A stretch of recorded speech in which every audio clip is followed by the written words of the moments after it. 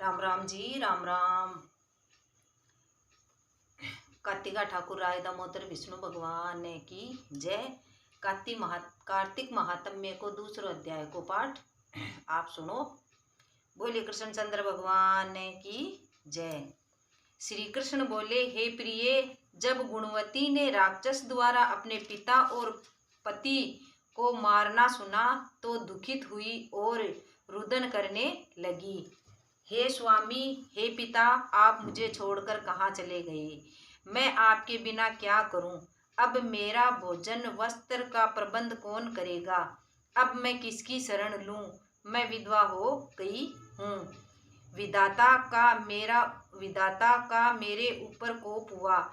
मैं कैसे जीऊंगी? श्री कृष्ण जी बोले, कुकरी के समान विलाप करती हुई, हवा से हिलते हुए केले के पत्ते की तरह कांपती हुई और पृथ्वी पर गिर पड़ी। थोड़ी देर में सावधान होने पर फिर विलाप करने लगी और शोक समुद्र में डूब गई। उस गुणवंती ने घर की सब वस्तुएं बेचकर यथाविधि से अपने पति की परलौकिक क्रिया की और उस नगरी में विष्णु भगवान की भक्ति में तत्पर होकर इंद्रियों को वश में कर शांति से रहने लगी और मरण तक एकादशी और कार्तिक मास के व्रत आदि करती रही। हे प्रिय, यह दोनों व्रत मुझे अत्यंत प्यारे हैं। कार्तिक का व्रत और एकादशी का व्रत दोनों मुझे अत्यंत प्रिय हैं, जिसके करने से भोग और मोक्ष की प्राप्ति होती है, पुत्र और संपत्ति मिलती है। कार्तिक की तुला राशि पर सूर्य निकलने पर महापापी जो भी प्रातःकाल स्नान करते हैं वे भी मुक्ति को प्राप्त होते हैं।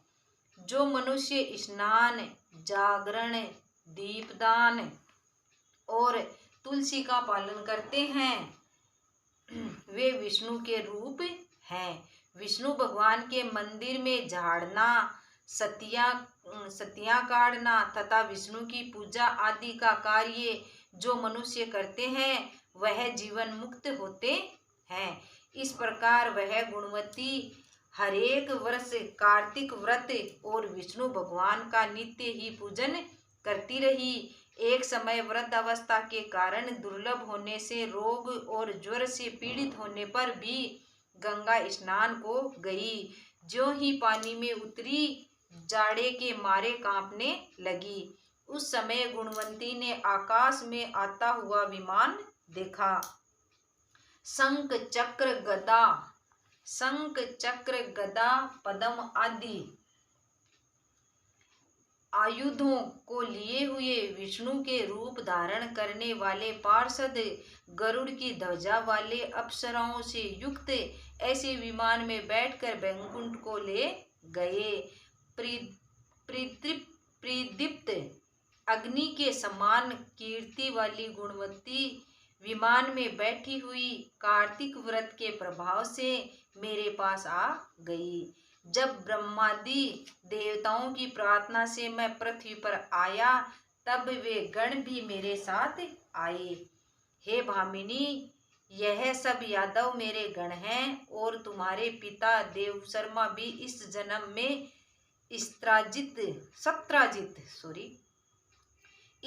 में सत्राजित हुए और तुम्हारे पति चंद्र शर्मा इस जन्म में अक्रूर हैं।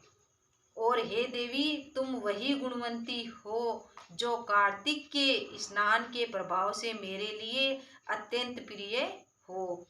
तुमने तो मेरे मन मंदिर के सामने तुलसी का बगीचा लगाया, उससे यह कल्प वृक्ष तुम्हारे आंगन में है।